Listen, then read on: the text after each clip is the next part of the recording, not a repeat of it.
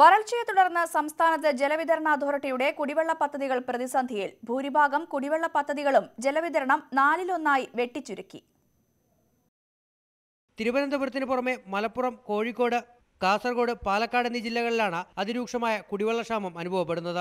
Water അതോറിറ്റിക്ക് കീഴിൽ സംസ്ഥാനത്താകെ 1172 കുടിവെള്ള പദ്ധതികളാണുള്ളത്. ഇവയിൽ 800 പദ്ധതികളുടെ പ്രവർത്തനം ഇതിനോടകം തന്നെ ഭാഗികമായി നിലച്ചു.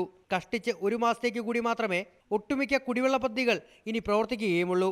കാസർഗോഡ് ചന്ദ്രഗിരി പുഴയിൽ ജലനിരപ്പ് താഴ്ന്ന് ഉപ്പുവെള്ളം കയറിയതോടെ മുനിസിപ്പാലിറ്റി കീഴിലെ കുടിവെള്ള വിതരണം പൂർണ്ണമായി നിലച്ചിരിക്കുകയാണ്. പാലക്കാട് ഗായത്രി പുഴയിൽ വെള്ളം കുറഞ്ഞതിനാൽ തരൂർ മേഖലയിൽ ഉൾപ്പെടെ കുടിവെള്ള വിതരണം നിലച്ചു. കടലുണ്ടിപ്പുഴ കേന്ദ്രീകരിച്ച് പ്രവർത്തിക്കുന്ന കോഴിക്കോട് ജില്ലയിലെ 3 ജലവിതരണ പദ്ധതികളിൽ 2 എണ്ണവും എപ്പോൾ വേണമെങ്കിലും നിർത്തിവെക്കാവുന്ന അവസ്ഥയിലാണ്.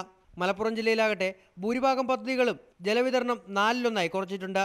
തിരുവനന്തപുരത്ത് വാമനപുരം നദി ആശ്രയിച്ച് പ്രവർത്തിക്കുന്ന 19 പദ്ധതികളിൽ 4 എണ്ണമാണ് ജലക്ഷാമത്തെ തുടർന്ന് പമ്പിംഗ് നിർത്തിവച്ചിരിക്കുന്നത്. നമുക്ക് ലഭിച്ച വേനൽ മഴ കൊണ്ട് വാട്ടർ അതോറിറ്റിയുടെ കുടിവെള്ള സ്രോതസ്സുകൾ അത് വെള്ളമെടുക്കുന്ന പേപ്പാറ ഡാമിലോ നെയ്യാർ ഡാമിലോ വെള്ളം എത്തിയില്ല എന്നുള്ളതാണ്. അതിൻ്റെ കാച്ച്മെൻറ്റ് ഏരിയയിൽ മഴ പെയ്തില്ല എന്നുള്ളതാണ് തിരുവനന്തപുരം. അതുകൊണ്ട് ഏറ്റവും ജലദൗർലഭ്യം അനുഭവപ്പെടുന്ന ജില്ലകൾ പറയുകയാണെങ്കിലും കുടിവെള്ള വിതരണത്തിൽ വലിയ ബുദ്ധിമുട്ട് അനുഭവപ്പെടുന്ന ജില്ല ഇപ്പോൾ തിരുവനന്തപുരം.